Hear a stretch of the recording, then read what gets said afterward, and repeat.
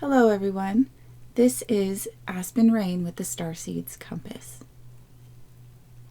It has been a very long time since my last video. So I don't know if many of you know this about me, but I live in a remote part of Canada for about 8 months out of every year. And it has its challenges, especially because of the work that I do online.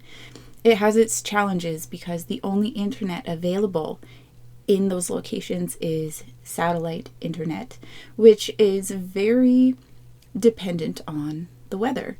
So if the cloud cover is too thick, then I just don't get any internet connection that day, and it makes it really difficult to run an online business when you don't have a stable connection like that. And so because of the nature of the internet service provider, if we have tech issues, it takes usually about a couple weeks before a technician can come out and fix the problem. So anytime our internet goes out, it's out for a couple weeks and we have no way to connect to the internet at that point. And so you can see the obvious challenges that I face. And so there was a big choice that had to be made, and I had kind of been putting it off for years actually, and I had been kind of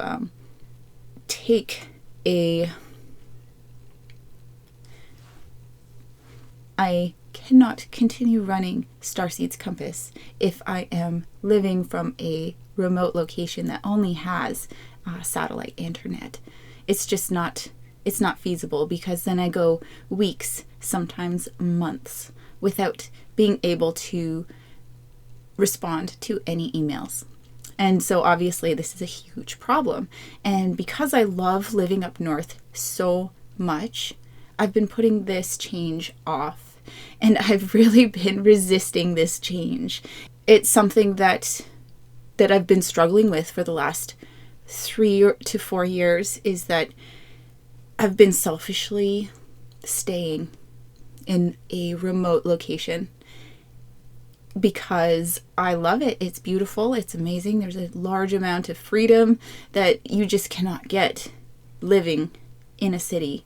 And even living in rural areas in Canada, you have a lot of neighbors and you have a lot of eyes on you all the time. And it's just a constant drain to be around so many people all the time. And so I've been really resisting moving back into society, so to speak. It is getting to the point where I am selfishly keeping me and my family in a remote location.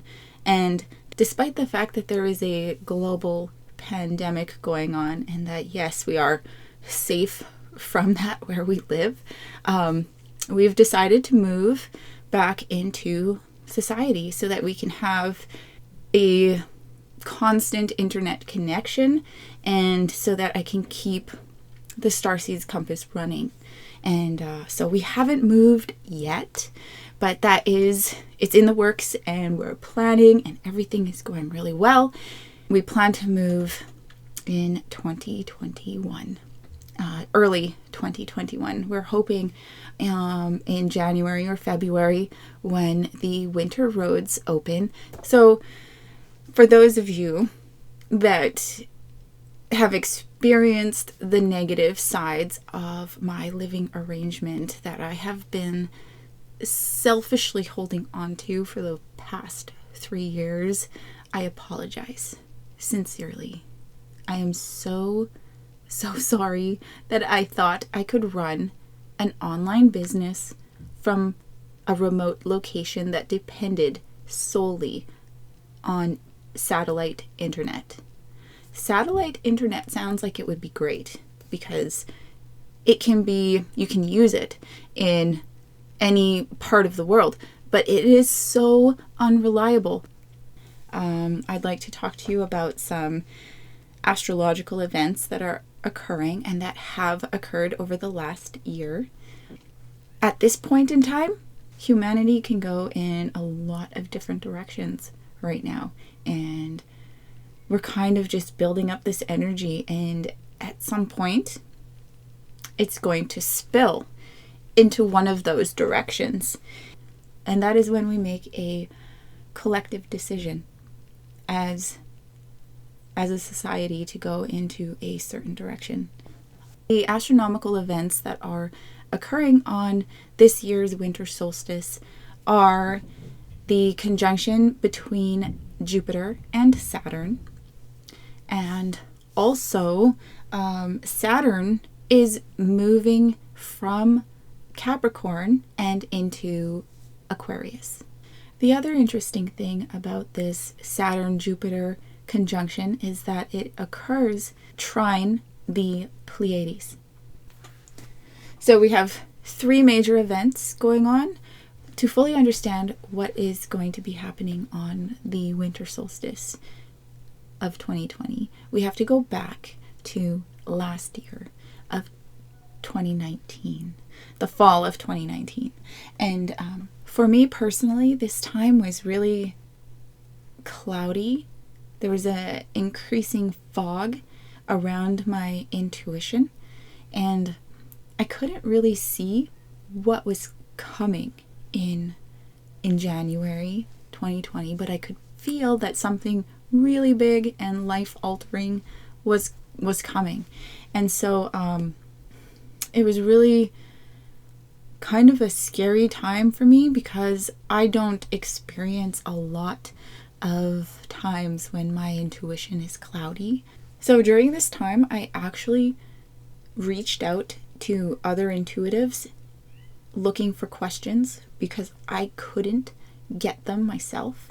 And this became very strong around November, December of 2019.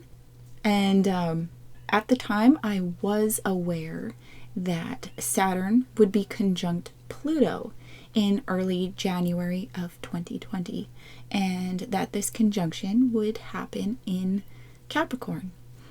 This conjunction also happened to be square my natal Saturn and Pluto. So it hit me really hard in terms of my life and the changes that I needed to make. So during this time, transiting Saturn and Pluto were square my natal Pluto and Saturn. And it was really messing up my intuition. I couldn't connect for like the first time in a long time. So I felt like I was going blind. And then news started to come in about a new virus that was spreading in Asia. And I remember thinking at that moment, that's what I felt coming. That was it. And so Saturn throughout 2020 forced me to make the change I had been resisting to make for years. So that is what Saturn does. The good news is that this winter solstice seems to be a breaking of that energy. Finally, it is going to start to dissipate, and into 2021, we will see it starting to really dissolve. On winter solstice 2020, Saturn will move into Aquarius and will be trine with the Pleiades. It is this energy that is going to break up that Saturn, Pluto, Capricornian energy that we've been dealing with for the most of 2020. That's likely welcome news for a lot of people, myself included. But that doesn't necessarily mean that the future is all sunshine and roses. It's not. We have a big decision that we need to make as a collective, and the beginning of 2021 is going to be where we will see the results of the energetic buildup that has been growing, and that is where we will see the outcome of the energy that has been building for the last few years. I'd like to digress a little bit from the winter solstice and talk about the Saturn-Pluto cycle because it is relevant. The Saturn-Pluto cycle is when Saturn and Pluto move from conjunction to square to opposite to square to conjunction. In 1914 to 1915, we experienced another Saturn conjunct Pluto event that happened to be in Cancer. During the 1914-1915 time, the energy was very supportive of the development and acting on ideologies such as communism. Communism sounds good on paper, but history would tell us that in practice it doesn't seem to work out quite well in terms of human rights and other things like that. Historically, there are two major groups of individuals that are trying to basically rule the world. These two factions of individuals follow the Saturn-Pluto cycle quite closely in terms of when they make their moves, when they make their major decisions, and when they take action. One of these factions has been in power for a very, very long time. They are a very, very old group. They are made up of very old families. They have been intermarrying amongst each other for centuries. Now, the other faction is relatively new. And they have been involved heavily with communism in the past. And now they have sort of veiled themselves so that they aren't so obviously communist. And I am not talking about the political left. And very recently, there has been the emergence of a third faction, and that is the technology sector. These are relatively new billionaires, relatively new elite. For most of the last 100 years, the two original factions have been fighting each other for global control. How does the Saturn-Pluto conjunction of 1914 and 1915 relate to the Saturn-Pluto conjunction of January 2020? The conjunction that occurred in 1914 and 1915 was opposite the conjunction that occurred in January 2020. Cancer is often dismissed as wishy-washy, moody, and they have the reputation of being very caring, very loving, very concerned with the collective. But underneath all of that sweet exterior, there is a core of self-determination and a little bit of greed. So when you see that the conjunction in 1914 and 15 happened at that time, and it spurred the development and expansion of communist ideologies, you can see how Cancer influenced the development of communism, because on the exterior it was all about equality, but inside there was determination, self-interest, the propensity to hang on to money and resources. So you can see how that Cancer energy definitely influenced the development of communism. Capricorn is a lot more upfront with their determination and their self-interest. Saturn moving into Aquarius on the winter solstice of 2020, it brings a lot of change, and this change doesn't necessarily support the agenda that the elite have planned for themselves. And this energy is like a tidal wave. It's coming no matter what, whether you fight it or whether you go with it, it's still going to come. And the elites are attempting to use the Saturn Pluto cycle energy to harness and control the expression of the Aquarian energy that is coming through after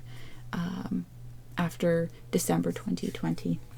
Aquarius is very supportive of revolutionary type of energy, change and progression, expansion. But also the Aquarian energy is very supportive of consciousness expansion. So you can see how this Aquarian energy has the potential to create a world that communism tried to create in theory. So I'll go back to how we are at a time when we have many different options to choose from. One of those options is a future where people actually are accepted as equal. But like I said, it's one of the many possibilities. And so right at this point, we don't know which way we're going to go. This last 2020, the last year, has been sort of an energetic build-up, and it's about to make its decision. The energy is about to start flowing down one of those paths.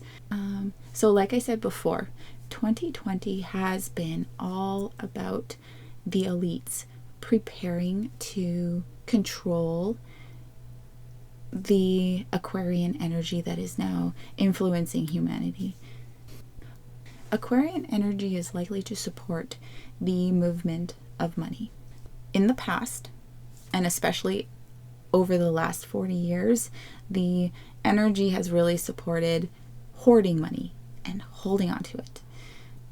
By movement, I mean from the few to the many. And so you can see why the elites want to try and control this energy, because they obviously don't want this Aquarian energy to influence their personal bank accounts. And so the virus allowed the elites to move their money consciously and not be forced into it by the Aquarian energy that is coming up. They moved it willingly when Saturn was in Capricorn. And you can see this through what happened financially in the world during 2020. Factories closed down, airlines closed down, all sorts of companies appeared to be shutting down and losing lots of money and all of this stuff. But in reality, they were giving themselves a break so that they could move money and sell assets and make big changes in a small period of time. The Saturn and Pluto in Capricorn energy really allowed for the elites to crack down on our freedoms, and it allowed them to introduce a lot of fear and a lot of control. But that energy isn't lasting forever. There is nothing they can do about it. So you will see that in 2020 they took some rather drastic and desperate actions to retain control. The other thing that's very interesting is that the newest elite faction, the elites that built their wealth through technological advancement, they are going to step up their game when Saturn is in Aquarius. Let's see, Aquarian energy is very supportive of technological advancements and changes. So that elite faction is seeing this as their opportunity to seize control. And with that, you will see a lot more microchipping and biometrics, and we will also see medicine that will look at your genome and give you treatment based on your genetic profile. So some of these things aren't bad, and some of them are. The medicinal aspect of this Aquarian technological expansion will be really amazing.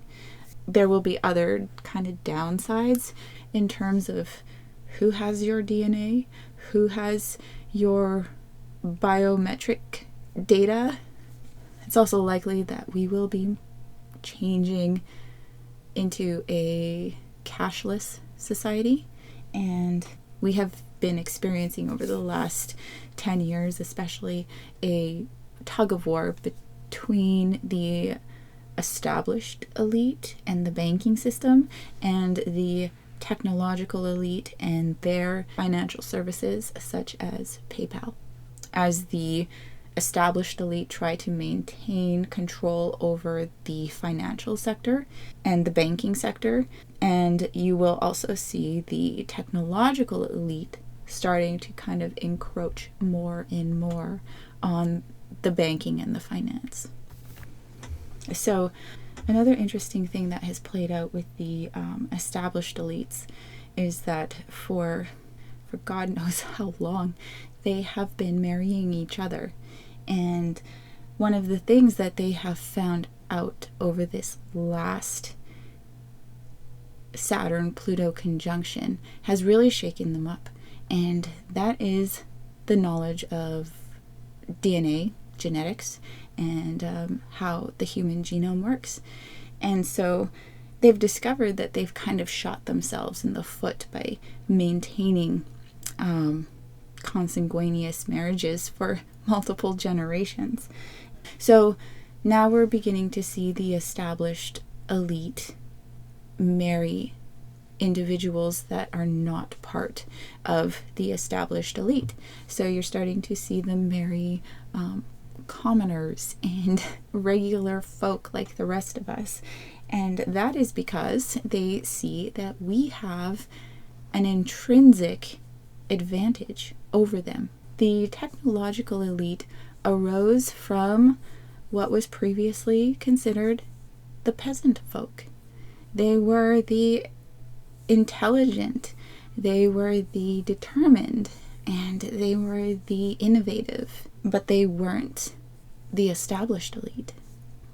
So when we go back to how the established elites are attempting to control the upcoming Aquarian energy, so we can also see how they've used the pandemic to their best advantage. We can see that they have used restrictions to close small businesses, while large corporations are allowed to remain open. The Aquarian energy is also going to support the expansion of consciousness. And it's not necessarily going to happen very quickly, but it is a starting point of something much bigger. Okay, so let's talk a little bit about this consciousness expansion. Just in case people don't have a really good idea of what consciousness expansion looks like, I can talk a little bit of when we went through these sort of events before in our history. So after the Atlantean Golden Age, human consciousness actually went through a regression. It got smaller, and this was the result of a larger astronomical cycle that spans several thousands of years. Our consciousness regressed and regressed and regressed until about 12,000 years ago. And then the consciousness started expanding again, slowly. And over that period, we've had many consciousness expanding events where our consciousness expanded very quickly in a short frame of time. So I'm going to talk about this consciousness expansion in context of the Winter Solstice and how we celebrate it. Back during the Ice Age, humans were concerned with survival. And that was pretty much it. There wasn't much else to be concerned about. They began to notice the seasonal changes over the years, and they observed the natural phenomena around them. And so our knowledge of our natural environment grew. Humans living about 12,000 years ago in the northern hemisphere would have been very concerned about surviving winter and how to survive winter. Winter is a very harsh season to survive in the north for many reasons. Obviously, because of the temperature, it gets very cold, but also because of the lack of sunlight. Another big risk is illness, viruses. Humans would have had to use what was available. The only thing available during the winter would have been evergreen plants. Luckily, evergreens such as pine, spruce, fir, all have medicinal properties. These plants have antiviral, antibacterial, and antifungal properties. Early humans would have figured out that making a tea out of these plants would have helped them fight off illness. Some people believe that burning these evergreens creates a smudge that cleans and detoxifies the air. These properties of evergreens would have been highly valued by early humans, especially during the winter. It seems to make perfect sense that early humans would collect evergreens and store them in their homes during wintertime for easy access. Given the importance of evergreens during the winter solstice time, it's not surprising to see that there is a logical explanation for it. Plenty of people say that bringing evergreens into the home during winter solstice or Christmas time was a pagan thing, but actually it was a survival thing. Likewise, many of our other holiday traditions are also keys to our ancient survival. During the springtime in the north, migratory birds from the south return to the northern forests. In early spring, these birds lay their eggs. Some eggs would provide some much-needed nutrition after a harsh winter. Thus, springtime, children hunt for eggs. They peek into the nests of all the migratory birds, and they look for eggs. During summer solstice, it is time to gather fresh berries and medicinal plants. During the fall solstice, it is time to store food for the winter. Do you see how these ancient survival tips from our ancestors continue to be practiced today with our holidays and traditions? After observing the seasonal phenomena of the north, ancient people developed a seasonal calendar that would help them survive. They came up with their own ideas of what could be causing all of the natural phenomena that they observed around them.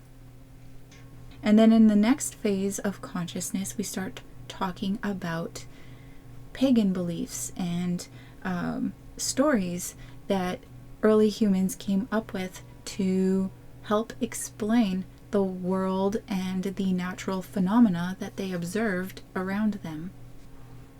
This consciousness expansion was a big one because it took us from a pagan, nature-based belief system to a more organized religious belief system, and this was a huge jump.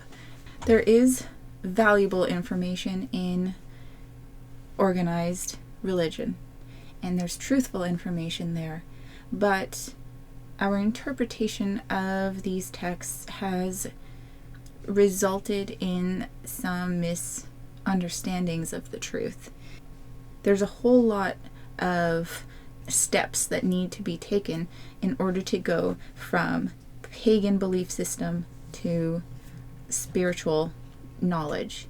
And organized religion was sort of that transition piece, taking us from our very primitive belief systems and into a more solid understanding of what spirituality is. And so while organized religion isn't 100% the truth, it has nuggets of information in there that are valuable. And we are in the midst of another expansion event that's going to take us from organized religion and closer to the real universal spiritual truth. Fire is very important to the evolution of humanity, not only for its heat and not only for all the technological advances that fire has allowed us, but also spiritually. When you can see what energy looks like, you can look down on a flame, the flame of a candle, for example, and you can see this point of singularity in the very center. And there's energy moving around it, and it looks like you're looking at a geometric design created by a spirograph. It's this beautiful geometric shape. So fire is very important to our spiritual development as humans. This point of singularity also exists within a woman, and she can bring beings from spirit into the physical world. And the fire acts in the same manner. You can move energy through it from the three-dimensional world into the spiritual world. You can move it through the point of singularity in a flame. So that's why fire is always used in ceremony, is because it's a doorway. So why was winter solstice so important to our ancestors? Well, this goes back to the first level of consciousness, survival. They understood that they needed the sun, and during winter solstice, the sun gets to its lowest point in the sky, and it has the least effect on people and on Earth in general. Its heat is not really felt, and it's not warm enough to grow anything, and it's the benefits of the sun, other than light, are absent during the winter. And in some parts of the very far north, even the light is absent during winter solstice. The life-giving properties of the sun are almost all but non-existent during the winter. To our ancient ancestors, it would appear that the sun was dying. Early humans would have noticed this seasonal pattern, and they would have come up with little stories to explain it. And then we had another consciousness expansion, and we began to understand the scientific reasons why all of these natural phenomena occur in winter. So December 21st, the sun gets to its lowest point in the sky.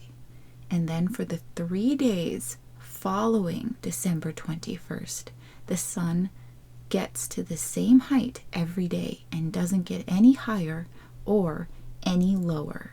These 3 days are December 22nd, December 23rd, and December 24th.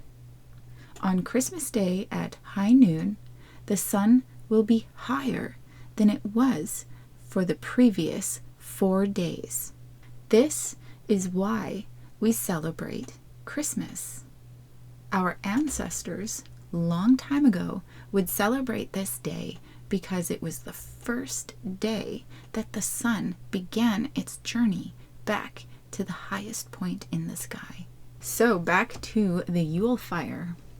Traditionally, the sacred fire, or the Yule fire, would be lit on December 21st, the winter solstice, and would remain lit for December 22nd, December 23rd, and December 24th.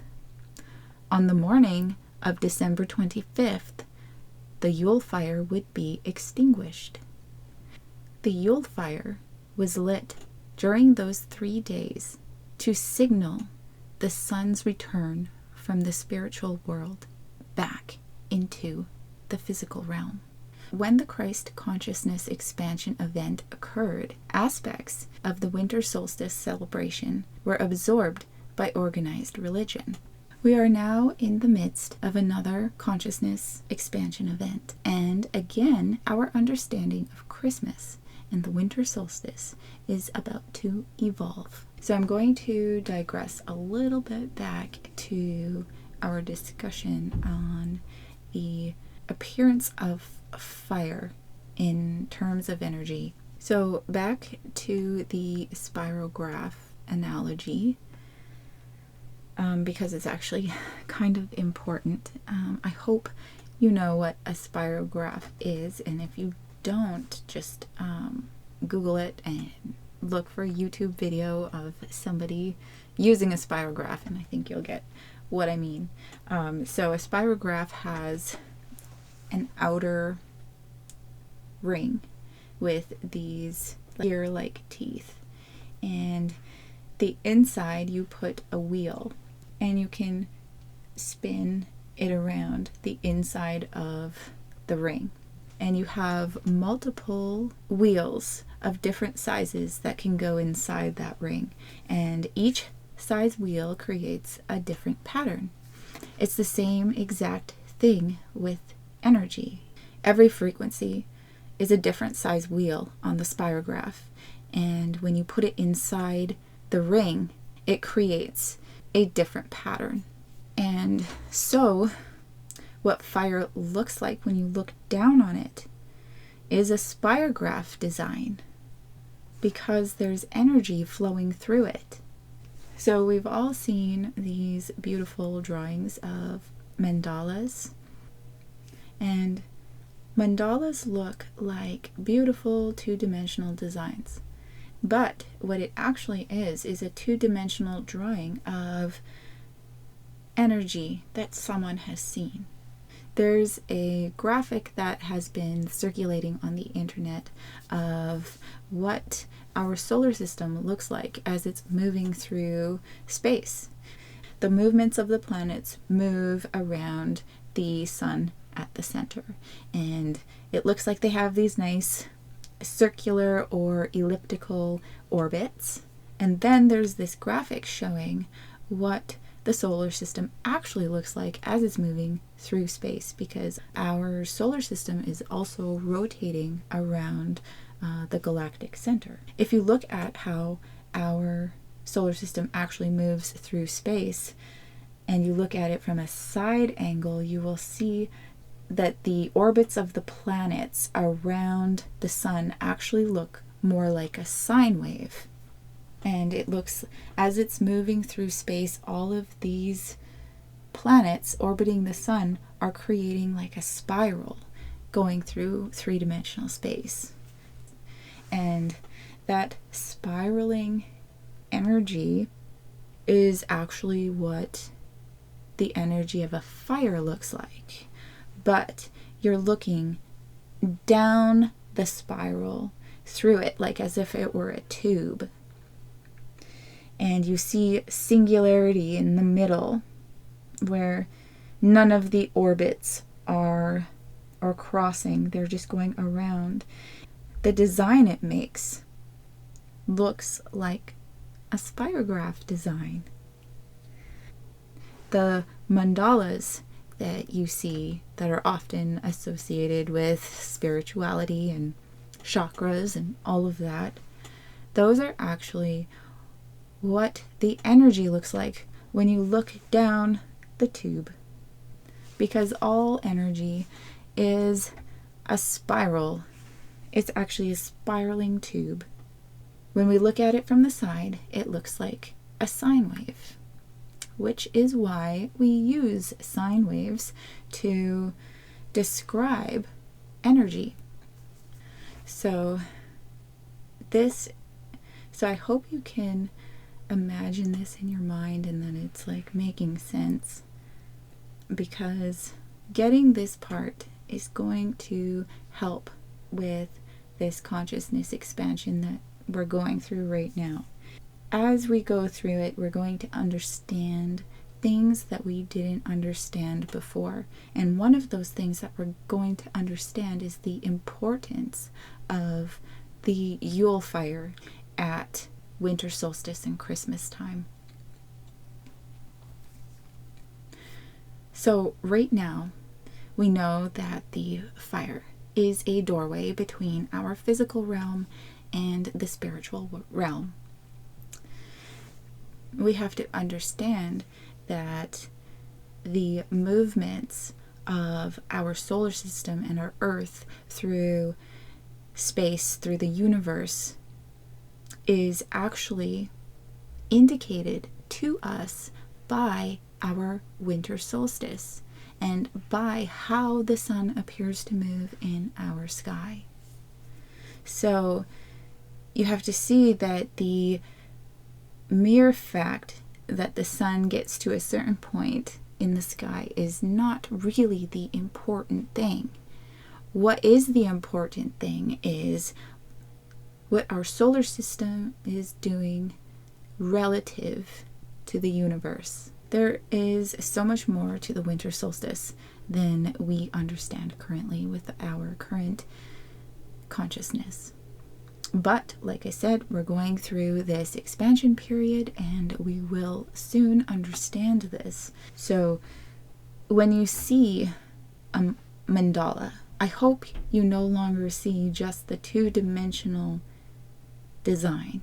And I hope you understand the energy that is illustrated in that mandala. It's like you're looking down the tube of a spiral. And what is spiraling are these frequencies, energy. And each frequency makes a slightly different pattern. And together the frequencies make this beautiful design. So I'm going to end this video with a request. I request that each and every one of you light a candle or have a fire on winter solstice and try to do so for the 3 days following. And if you're extra keen and if you have help, you can keep that fire going 24 hours for the 3 days after the winter solstice. Having a Yule fire at this time has been a Christmas tradition for thousands, if not hundreds of thousands of years. So you have to understand that this tradition is incredibly old. Hanging evergreen in our homes is an incredibly old tradition. Making offerings to elves is also an old tradition, just not as old as the other two. After the Christ consciousness expansion event, we have organized religion Christmas. So what comes next? I have no idea. But I do know that the fire is a key element to figuring that out, because it is a doorway between our physical world and the spiritual world. This winter solstice is an energetically powerful event that requires a little bit of extra attention. So if you could, please sit with a flame or a fire and just kind of gaze into it and see if anything comes to you. I know I'll be doing the same thing. Have a safe and happy winter solstice.